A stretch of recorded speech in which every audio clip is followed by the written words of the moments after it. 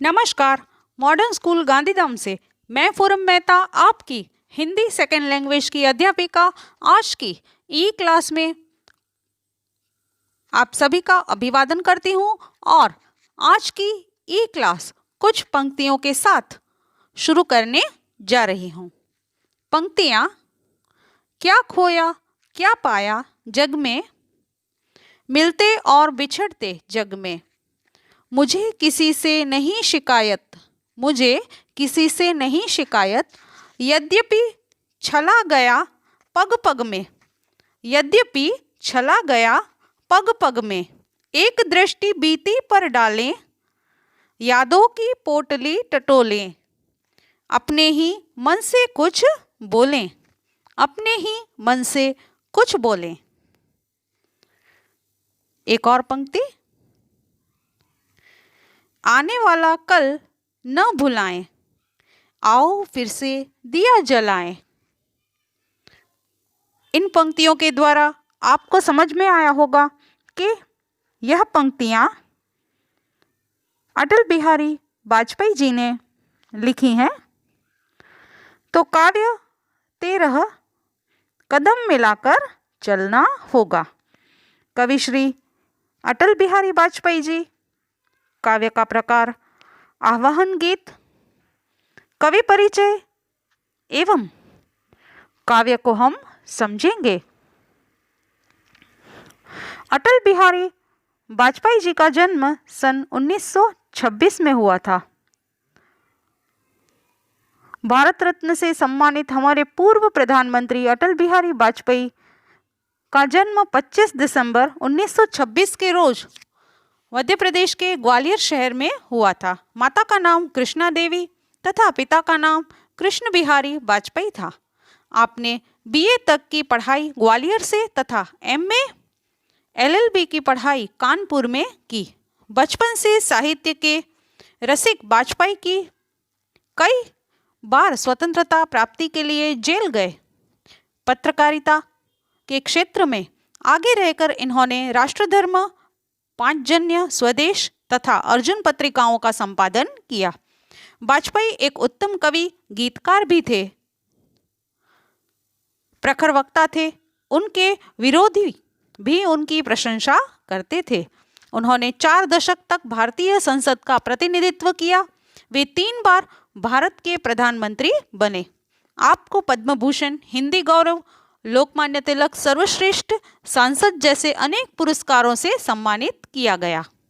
उनकी रचनाओं में मृत्यु या हत्या, अमर बलिदान, अमर आग, मेरी 51 कविताएं, सेक्युलरवाद, मेरी संसदीय यात्रा, सुवासित पुष्प, विचार बिंदु, शक्ति से शांति, न दैन्यम न पलायनम, नई चुनौती, नया अवसर आदि प्रमुख हैं। प्रस्तुत रचना एक आवाहन गीत है। इस गीत में वे हम सब भारतवासियों को उन्नति की राह पर आगे बढ़ने के लिए कदम मिलाकर चलने का आह्वान करते हैं।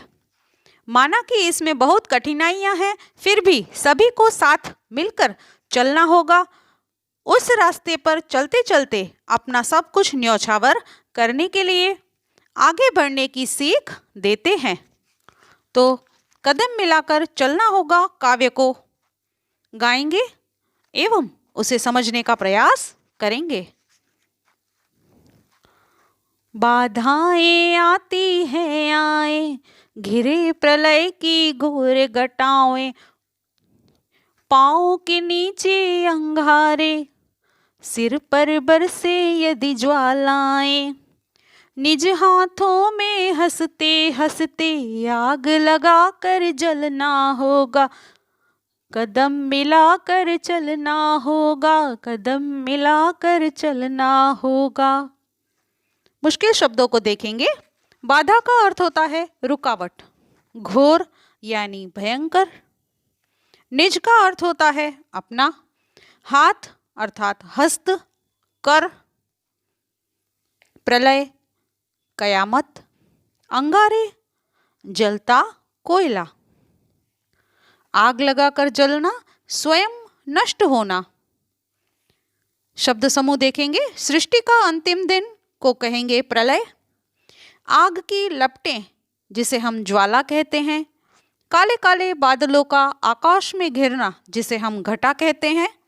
एक विलोम शब्द भी देखा हमने, निज, पर या तो पराया कहेंगे। अब इन पंक्तियों को हम समझेंगे। कदम मिलाकर चलना होगा प्रस्तुत रचना में अटल बिहारी वाजपेयी जी हमें कदम मिलाकर चलने का आह्वान करते हैं। मानो कि इसमें बहुत सारी कठिनाइयाँ होंगी। रास्ते में चलते चलते तरह तरह की कठिनाइयाँ यानी कि बाधाएं आएंगी। प्रलय की घोर घटाएं गिरेंगी, पाँव के नीचे अंगारे आएंगे, सिर पर ज्वालाएं बरसेंगी, आग बरसेंगी। फिर भी निज यानी अपने हाथों में हंसते हंसते आग लगाकर हमें आगे बढ़ना होगा। कदम मिलाकर चलना होगा, हमें सभी के साथ कदम मिलाकर आगे बढ़ना होगा, ऐसा कवि हमें कहते हैं। आगे देखेंगे।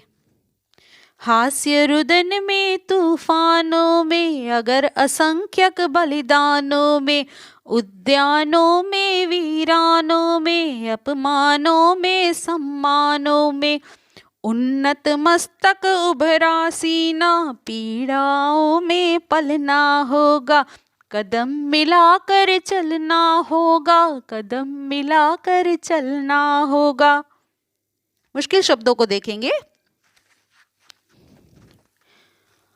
हास्य यानी हंसना, असंख्यक का अर्थ होता है अनगिनत, रुदन यानी रोना, बलिदान का अर्थ होता है शहादत, उद्यान का अर्थ होता है बाग बागीचा, वीरानों में यानी सुनी जगहों पर, उन्नत यानी कि ऊंचा, मस्तक का अर्थ होता है सिर। विलोम शब्द देखें। हास्य रुदन, उन्नत अवनत, अपमान सम्मान। शब्द समूह देखेंगे। हवाओं का तेज गति से चलना उसे कहते हैं तूफान। पीड़ाओं में पलना, कष्ट सहकर बड़ा होना, दुख सहकर बड़ा होना। उभरा सीना यानी कि चौड़ी छाती करके चलना। समझेंगे।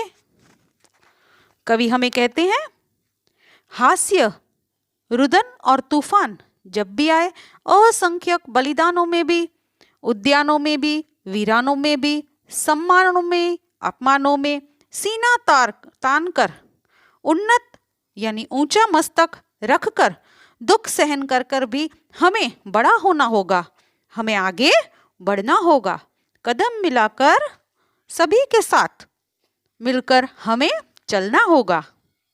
आगे देखेंगे। उजियारों में अंधकार में, कल कछार में बीच धार में, घोर द्रोणा में पूत प्यार में, क्षणिक जीत में दीर्घ हार में, जीवन के शत शत आकर्षण, अरमानों को ढलना होगा, कदम मिलाकर चलना होगा, कदम मिलाकर चलना होगा। मुश्किल शब्दों को देखेंगे।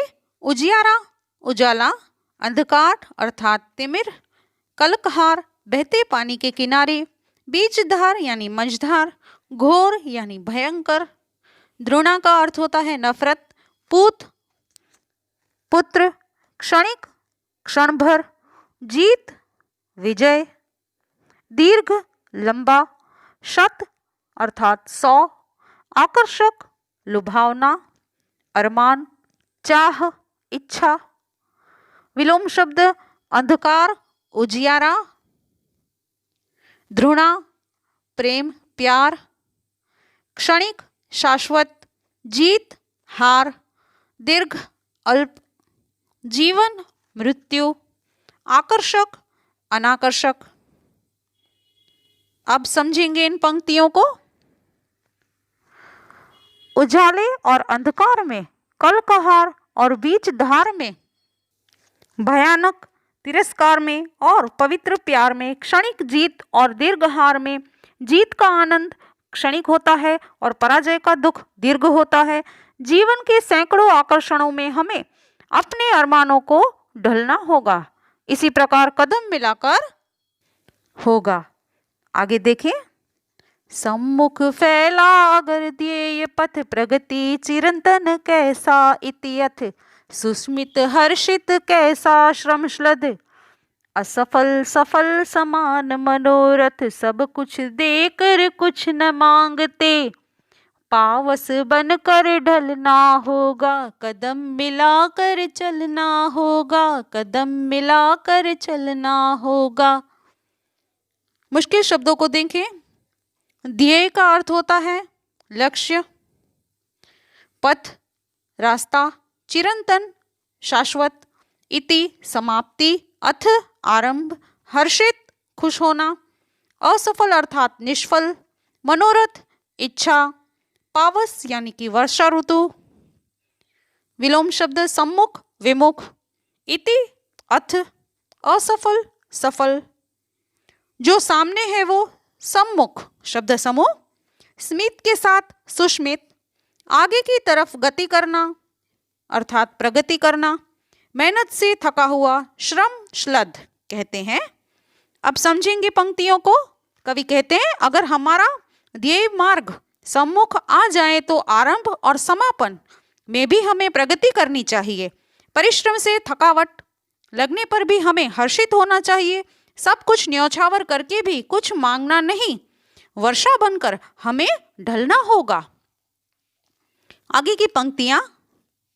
कुछ कांटों से सज्जित जीवन प्रखर प्यार से वंचित यौवन निर्वता से मुखरित मधुवन परहित अर्पित अपना तन मन जीवन को शत शत आहुति में जलना होगा गलना होगा कदम मिलाकर चलना होगा कदम मिलाकर चलना होगा। समझेंगे।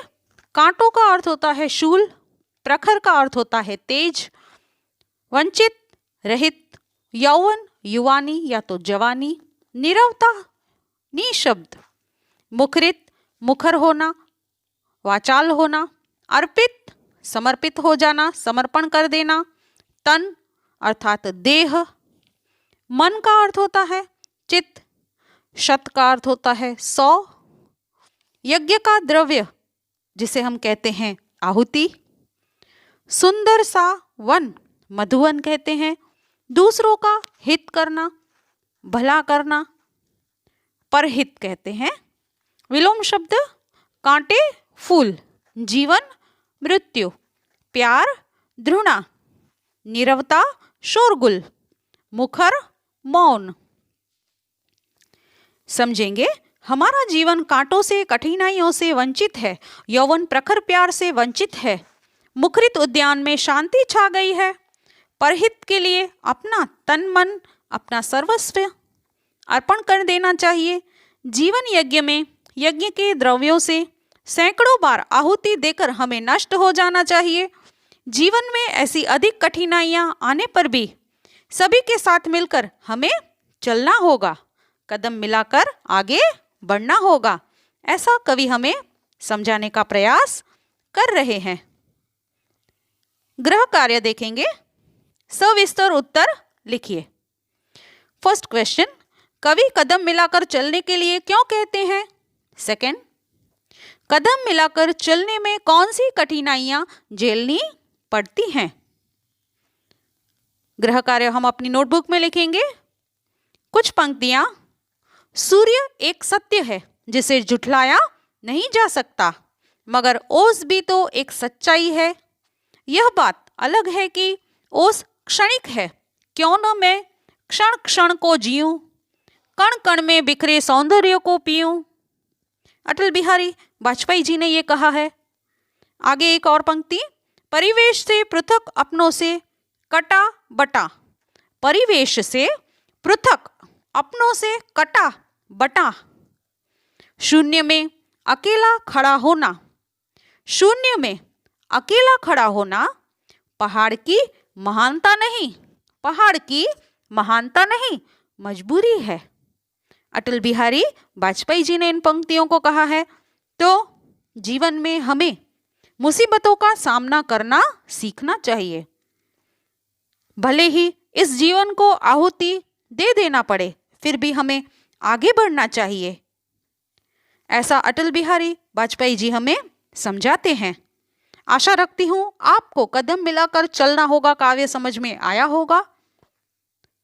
ऐसे ही नए वीडियो के साथ हम फिर से मिलेंगे। धन्यवाद।